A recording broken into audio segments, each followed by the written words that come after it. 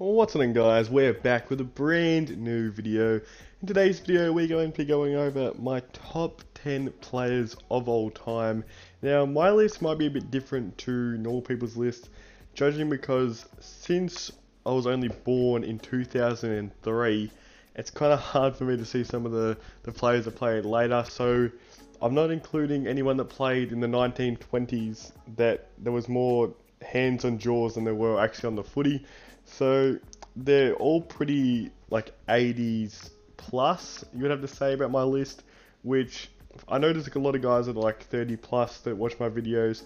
So can you please let me know some players I missed out, because obviously I wasn't around then, so I don't know some of the players. So yeah, that's my video today. Shout out to Evil Pancake that gave me an idea in this video from last video, and also shout out to everyone that's watching this video, because we just hit 800 views in 22 hours on my new video, which is an all-time high. I've never even got close to that amount of numbers in 24 hours. So shout out to everyone that watched that video and anyone that came new from the channel from that video. Make sure to follow the Instagram. We're trying to get 50 followers. I think we're like 14 away or something. Subscribe to the channel and let's get straight into it. So at number 10, I have gone with Robert Harvey. Now he was one of probably the best midfielder almost in the 90s. There was a few people around him, but most people in their eyes saw this guy as the best midfielder of the 90s. In that time he scored back-to-back Brownlow medals, led the Saints to I think 2 grand final appearances. Against Adelaide, and I think that could be the only one actually now I think about it.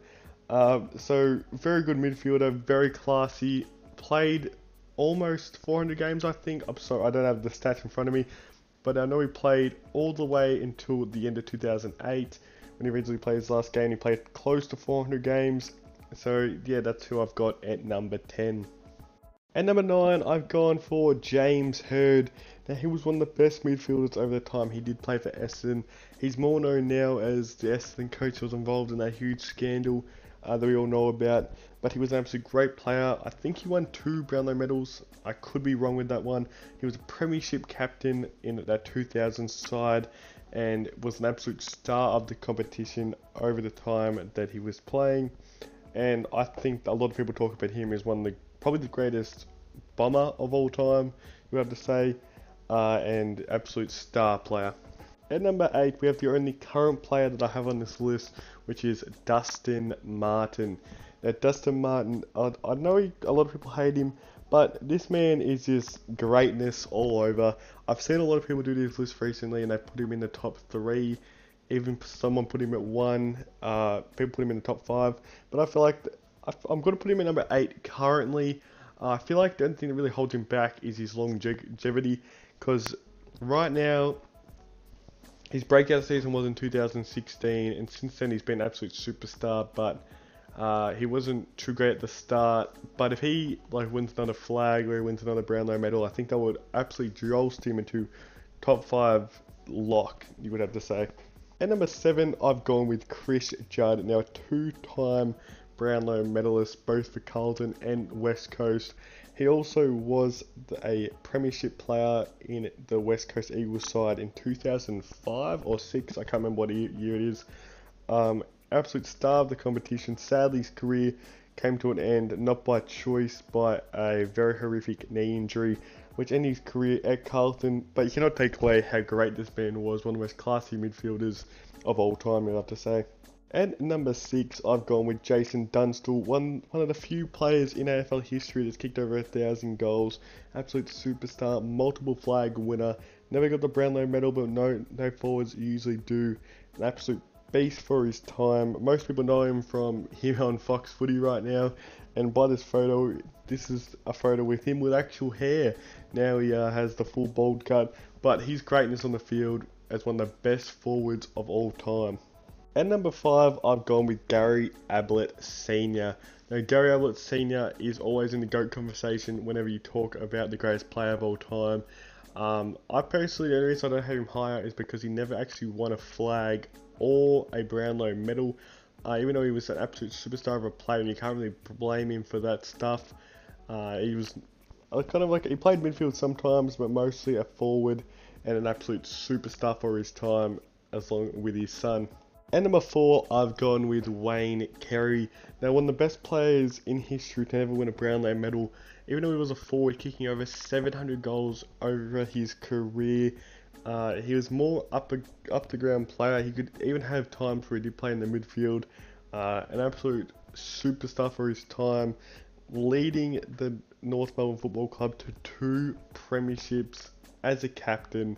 Absolute superstar at the time. In the AFL Hall of Fame, always bring up in one of the greatest players of all time category, and if he would have got that Brownlow, who knows, he may be the GOAT. And number 3, I think it's the oldest player on this list, which is Leigh Matthews, winning multiple flags. I don't know if he ever won a Brownlow medal, but he did kick over 900 goals as a mid forward, which is absolutely ridiculous. To put that in perspective, that's almost like Dustin Martin kicking 900 goals over his career, which is absolutely ridiculous for his time. Being the oldest player on this list, obviously the football was a bit different when he played. He was tough as nails, never backed down from anyone, and in most conversation he's always in the top 3 for the GOAT conversation. And number 2, I've gone with Tony Lockett. Now, I had to include him on this list, and when I looked at everyone else on this list, I'm like, this man has to be number 2. Never won a flag, but has kicked the most goals in AFL history. He's probably the greatest forward of all time, definitely 100%. His impact on games, kicking, I think he's kicked multiple bags of like 13 plus, which is absolutely ridiculous to think. If he was playing in this day and age and put up these numbers, but he's not like he played like years ago. He was playing in the 80s and 90s. It was absolutely ridiculous, kicking 1,001.2k goals, which is absolutely ridiculous to think about. The only person that I could even compare him to, if you're trying to compare him from a guy from the modern age, is probably Buddy Franklin. Who knows? Buddy Franklin is nearing the 1,000 goal club. And then number 1, my GOAT is Gary Ablett Jr. Now, he is the greatest player that I've ever seen play a game of football. And this may be because I grew up watching Gary Ablett. I've watched him pretty much his whole career. So that's probably a big reason why I have him number 1. And I know that everyone's GOAT's different. It's not like we're in the basketball or something where everyone just thinks it's Michael Jordan or LeBron James. So I've chose Gary Ablett Jr. mainly because I've watched this man his whole career, but you cannot take away his greatness. You know, he's won 2 Brownlow medals. He's won 3 flags, I think, which is actually no, only the 2 flags he didn't win in 2011. Did play for the Gold Coast, which kind of took away a bit of his success, and who knows what will happen if he actually stayed along, how many more flags he would have won. But absolute greatest player of all time in my opinion, and playing over 350 games to go along with that. Sadly he retired this year, which was so sad to see. Would have loved him to take home a premiership medal, but absolute great player. So thanks for watching, guys. Make sure to drop a like on this video, and I know everyone's list will be different. This is my go at it, so drop in the comments your top 10. Like this video, subscribe to the channel. We're trying to hit 450 subscribers. I think we're like 25 away. So thanks for watching, and follow the Instagram, don't forget about that.